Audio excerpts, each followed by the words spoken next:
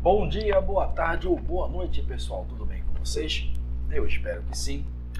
Eu sou o Alexandre, seja bem-vindo a mais um vídeo ao canal Sisteg Informática. Mais um vídeo focado na LPI. LPI é um assunto grande, gente. Então, os outros assuntos, como os servidores, Linux para iniciantes, terá seu espaço à medida que eu vou avançando, já que eu estou bem atrasadinho na LPI. Era para eu ter encerrado no ano passado, acabei não conseguindo, tá? Mas aguarda aqui, os outros vídeos ainda vão vir, ainda vão chegar os vídeos dos outros itens, já estão gravados, tá? Só falta chegar o dia para fazer a sua devida publicação.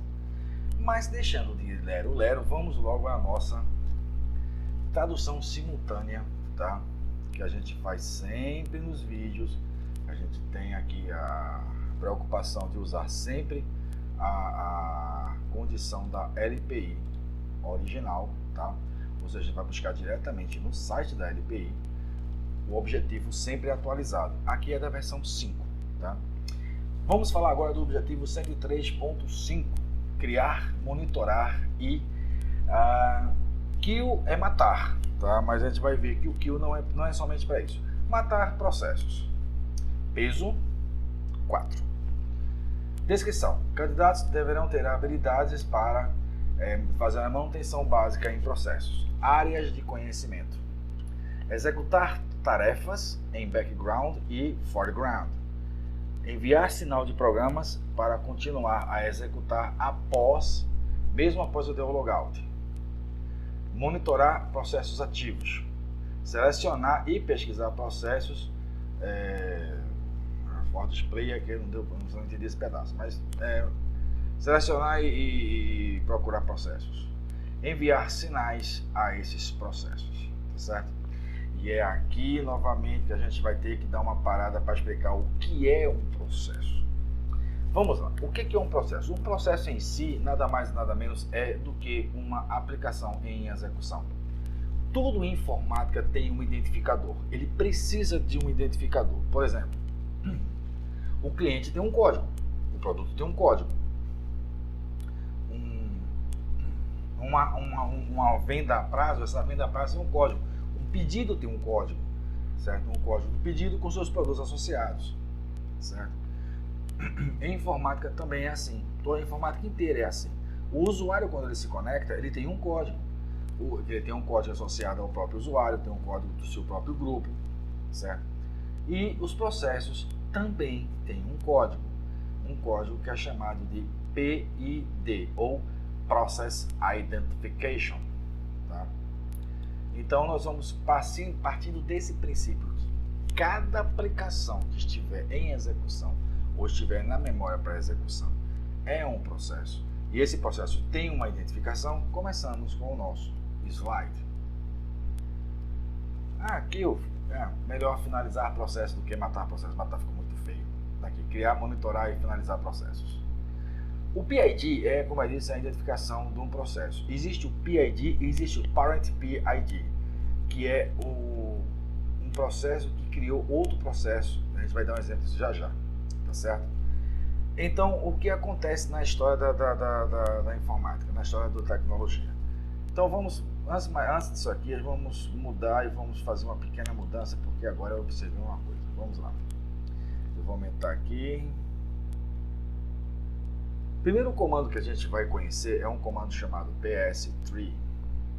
O PS-tree, ele tem a função de mostrar toda a árvore de processos, desde o seu primeiro processo até o processo como o último a ser executado. Tem um monte aqui. E aí eu preciso que vocês entendam e gravem duas informações. Isso eu falei lá atrás, vou repetir de novo. Há dois aplicativos que iniciam o Linux: o systemd e o init. Esses dois têm o mesmo Process Identification, o mesmo PID. O número é 1. Isso cai em prova. 1. E ele é o pai de todos. Todo mundo está abaixo dele, ou seja, todos os outros processos são Parent Process ID desse cidadão, tá? Se porventura você conseguir, é um processo protegido, mas se você conseguir eliminar o processo do systemd, o teu sistema inteiro cai, certo? Então o primeiro comando que a gente vai ver nesse carinha é o PS-tree, que nada mais ele mostra uma árvore de processos. Tá? Aqui está a árvore de processos, onde cada um está ligado a quem, está ligado a quem. Tá? Tem um outro comando chamado PS. Deixa eu ver se tem mais detalhes aqui. Não. Então vamos pegar aqui, vamos usar um outro aplicativo chamado PS. O aplicativo PS sozinho, ele não faz absolutamente nada. Ele vai mostrar os processos que foram criados pelo terminal que aqui eu executei. Então ele veio o bash, que é meu shell, que é esse processo, essa tela que eu estou trabalhando, e o próprio PS que eu executei, certo? Então eu tenho o parâmetro A do PS, que ele vai mostrar com mais detalhes todos os processos que foram executados, que podem ser executados por mim ou não por esse terminal. Só que aqui ele não botou a identificação do usuário, então eu vou colocar a letra U para ele trazer quem é o usuário que criou aquele processo. O usuário root criou esse processo da get aqui, que é o que eu uso, o Linux utiliza para me trazer o terminal, certo? E o usuário Alexandre, que não está aparecendo mais aqui porque a tela está grande, gerou dois processos, certo? E agora eu vou preencher com um X, onde ele vai me trazer todos os processos, seja ele que eu criei ou não, tá? Que meu sistema tem. Então existe tudo isso aqui.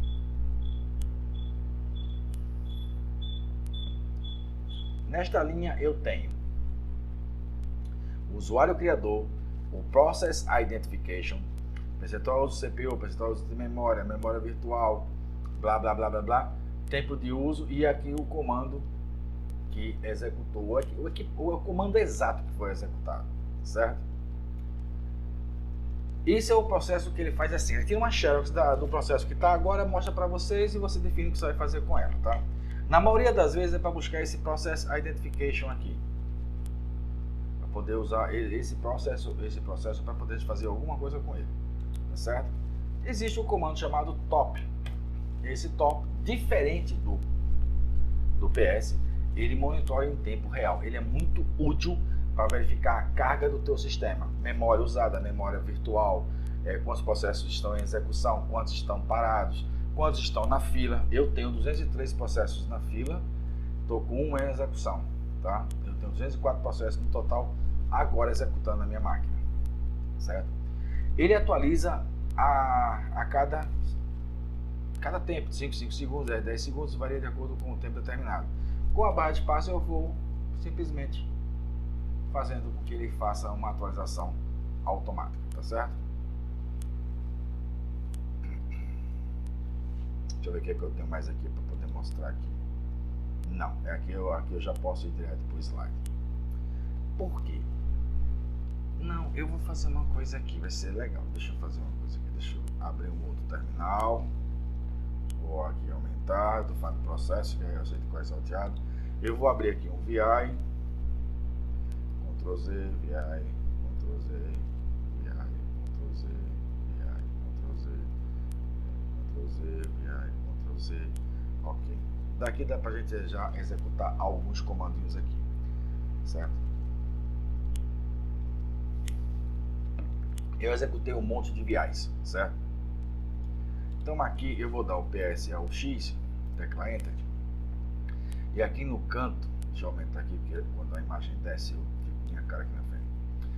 Aqui eu tenho todos os meus VIs que estão executando, que eu levantei, gerou um Process Identification e eles estão aqui para mim, todos os meus 6, tá certo? Então o que acontece? Eu vou chegar aqui agora e vou dizer, olha, eu vou executar o comando chamado Jobs. Ele vai dizer para mim que esse terminal ele iniciou 6 aplicativos, 6 processos, tá? E o processo agora está parado, porque é um dos estados do processo, certo? O processo aqui está parado, tá? Então deixa eu habilitar aqui, tá o Google Chrome. Aí eu vou habilitar o Google Chrome. Aqui já vai entrar várias coisas ao mesmo tempo. Não se perde, tá? Vou habilitar o Google Chrome, digitei o comando Google Chrome, vou teclar Enter. Quando eu faço isso, o Chrome ele aparece para mim. Vou até minimizá-lo aqui. O Chrome aparece aqui para mim. Como eu disse que cada aplicativo é um processo, eu vou dar um PS ao X de novo, certo? E aqui a gente vai filtrar para trazer só o Chrome. está, o usuário foi Alexandre, tá certo? E aqui foi executado o Google Chrome. Então tem aqui em cima também o usuário Alexandre, e aqui está o Google Chrome mostrando o caminho dele, já que o X mostra detalhes do meu processo, tá certo? Mas por enquanto vamos lá.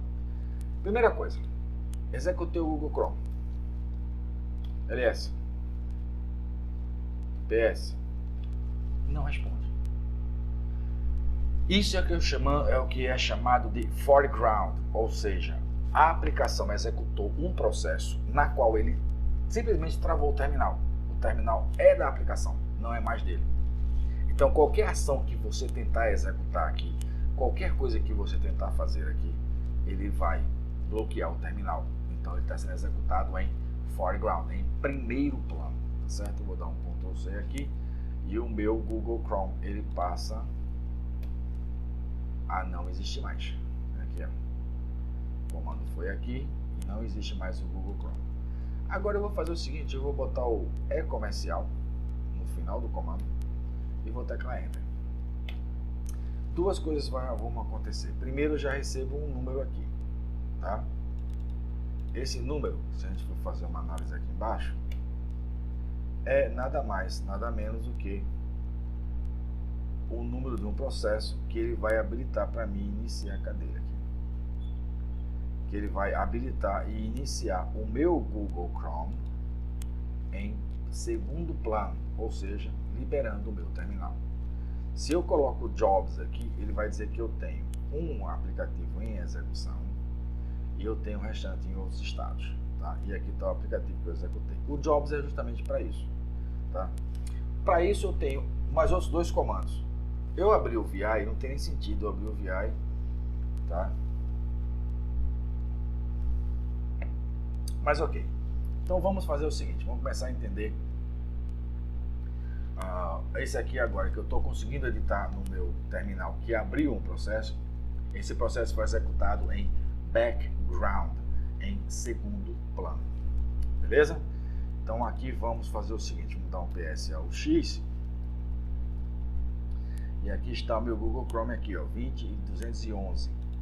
Então vamos usar o comando kill e executar com o número do processo, 20.211. Nada aconteceu, porque o comando eu passei o processo errado. Ah, tá aqui, 269. E é o Google Chrome, ele simplesmente agora não existe mais. O que foi que aconteceu? Qual é a função do kill? A função do kill é enviar sinais para um processo. Se você chegar aqui e colocar o Jobs novamente, você vai ver o que ele vai dizer que o Google Chrome está concluído, tá? Então, se eu botar aqui BG Google Chrome,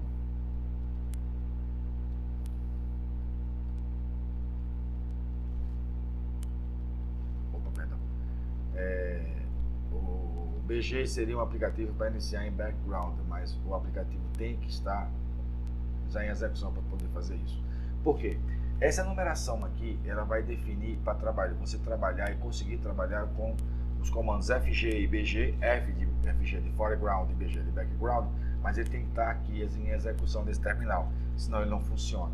Por exemplo, vou botar aqui FG2 e ele vai me abrir o segundo VI. Eu vou até numerar 2.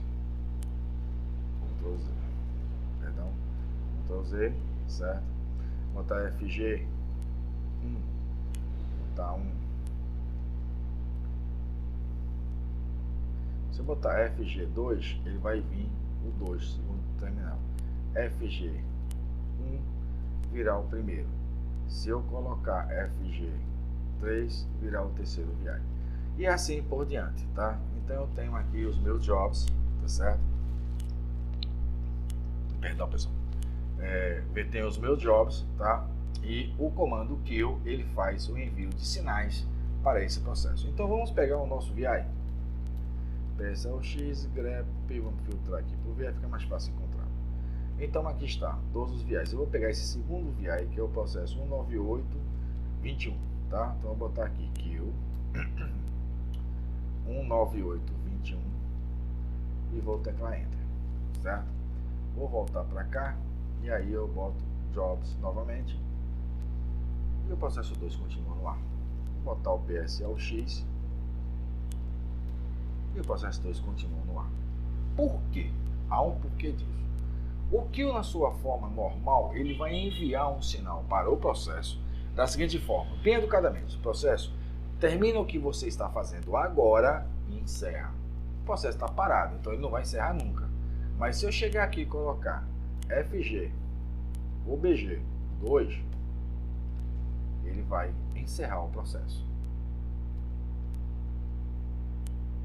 Tá? FG 2, agora, terminado.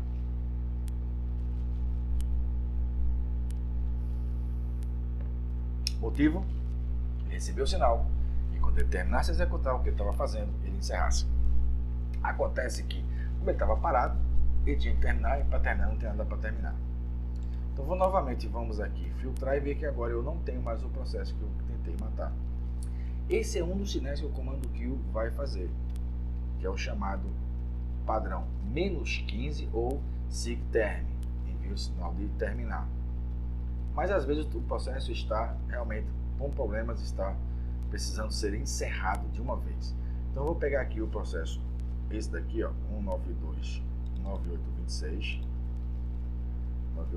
e vou mandar o sinal -9. E aqui eu vou habilitar o jobs.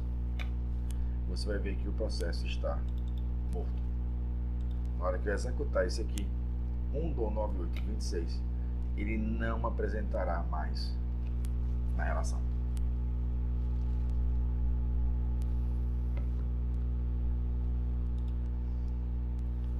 Voltando para o slide, vai falar um pouquinho sobre esses sinais.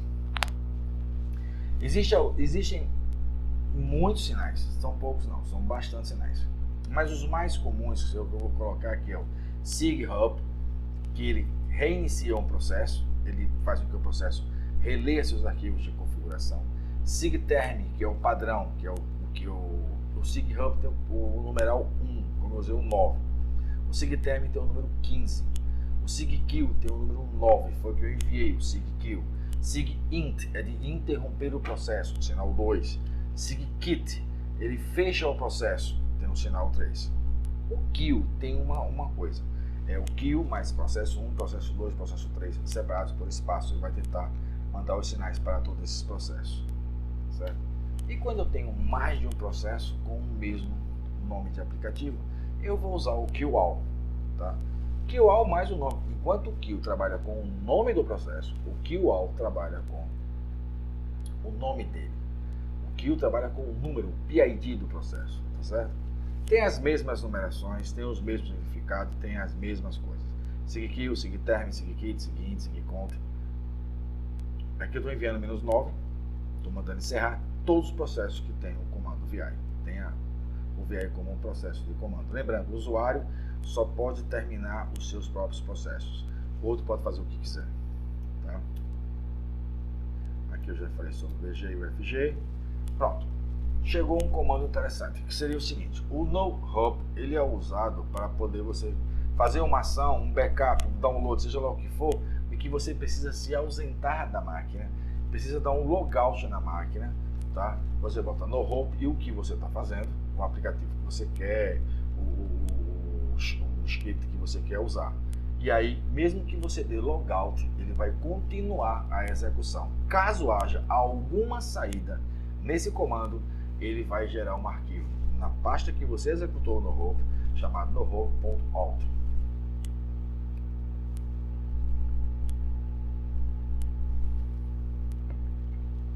Free tem a função de mostrar memória.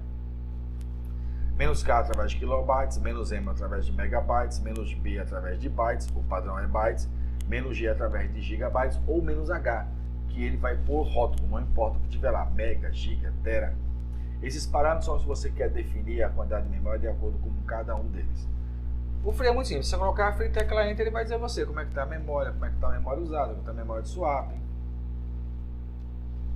Uptime, O uptime é um comando que só faz isso. Ele mostra quanto tempo o sistema está no ar. Ah, estou no ar há 1 ano. Ele vai mostrar que você está no ar há X dias, tantas horas, por aí vai. Só faz isso, eu não faço outra coisa. E aí eu venho um carinha chamado pgrep. Eu não matei os VIs por causa desse final. Certo? Aqui é final mesmo, então vai encerrar, dá 3, 4 slides e está terminando isso aqui. O pgrep ele é utilizado para procurar processos. Ele é para filtrar processos, tá certo? Lembra que eu tive que usar o PSLX, pipe, grep, e eu precisei colocar o meu filtragem? Então foi criado o pgrep para evitar isso. Então a gente vem aqui e faz, olha, pgrep -a VI. E ele vai trazer todos eles que contêm o VI, certo? Ah, mas vai ser esse cara aqui, porque tá aqui, ó. VI. Teve a palavra que eu quero, o pgrep vai me dar essa informação, certo? O pgrep também eu posso pedir para ele trazer para mim todos os processos do meu grupo, tá? Pgrep -G maiúsculo, meu grupo é chamado users, e ele vai dizer grep, né? Greg não, grep, e vai mostrar todos os processos que tem. Ah, mas não mostrou o nome de nada. É, porque aí eu preciso adicionar os parâmetros, né? Vou botar aqui o -a e vai mostrar todos os processos criados pelo meu usuário. Tá aqui o comando e aqui estão todos os processos criados pelo meu usuário. Legal, né? Assim evita usar 2 comandos, tá? Da mesma forma que eu tenho o -G maiúsculo, eu tenho o -U maiúsculo, que aí define por um usuário. Mesma coisa. E aí vem o PQ.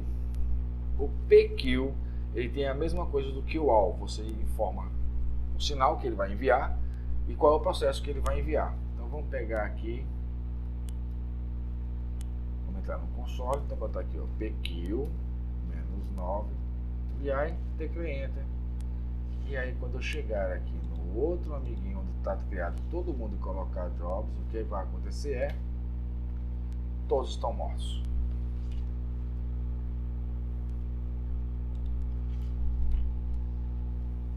Opa. Aqui.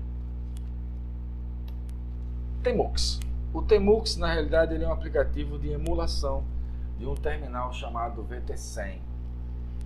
É um terminal de modo texto, baseado em códigos ASCII, certo? Que faz uma conexão através de um... Hoje em dia deve conectar através de qualquer coisa, mas no início era através de uma comunicação via serial, tá? Mas isso aqui é apenas um emulador, ele vai emular para fazer, você precisar fazer algum tipo de teste. É o que o Tmux faz. Watch. O watch é para fazer a execução de programas periodicamente. De tempos em tempos ele executa. Parâmetro -n, você diz em quantos segundos você quer que execute aquela ação. O -t, você vai não definir um nome, para não pôr um título na saída do texto. Ficar só até lá parando e vai executando, vai executando, vai executando. Isso é interessante quando você está fazendo uma tentativa de acesso à internet. Quando ele dá um ping, ele vai executando, só que cada vez que ele executa, ele cria uma nova instância para cada execução, tá? Lembrando que ele vai abrir uma tela cheia com a saída do comando. Epa, eu falei errado. O Tmux não é isso não, gente, me perdoe. O que eu falei do Tmux é do screen. O Tmux, ele é um multiplexador de terminais. Você abre um terminal e nele você pode colocar vários terminais fazendo várias coisas diferentes. É como se você tivesse no ambiente gráfico, você abrisse vários consoles. Só que aqui no modo texto, você executa o Tmux, dá um nome à instância dele, e aí você pode abrir vários terminais em um terminal só, do que ficar Alt F1, F2, F3, F4, ficaria mais simples, certo? Já o Screen, sim, ele é uma conexão emulador, vai ser uma emulação de uma conexão via terminal VT100, tá? Que é uma comunicação através do terminal modo texto. Não vejo muita utilidade disso hoje em dia não, mas está na LPI e a gente tem que obedecer, tá? E pronto, gente. Esse aqui é o objetivo 103.5, né? Isso é 103.5, tem peso 4, tá? Tem peso 4, 103.5 tem peso 4. Se vocês observarem nos slides, está peso 5. Perdão, eu esqueci de mudar o peso lá de 5 para 4, mas o peso é 4. A gente está consultando diretamente os oficiais lá da LPI, certo? Então o que acontece? Nós estamos aqui e mostrando a vocês como a autorização da certificação baseada na LPI Objetivo 103.5, tá? Então o que a gente vai fazer? A gente vai fazer o seguinte,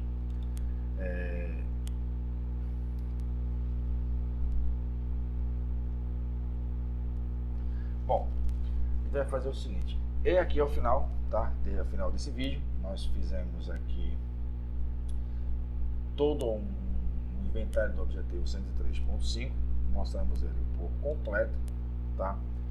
Caso você tenha alguma dúvida em algum dos objetivos, não te acanha não, cara. Comenta aí que a gente tenta tirar a dúvida de uma forma que ficar melhor, certo? Mas de antemão, posso dizer o seguinte, mais uma vez, compartilha com as tuas redes sociais. Se tu conhece alguém que precisa dessa certificação, a 101 é uma certificação a nível internacional, vai ajudar muito no currículo. Até mesmo você que estiver estudando, vai ajudar muito no seu currículo.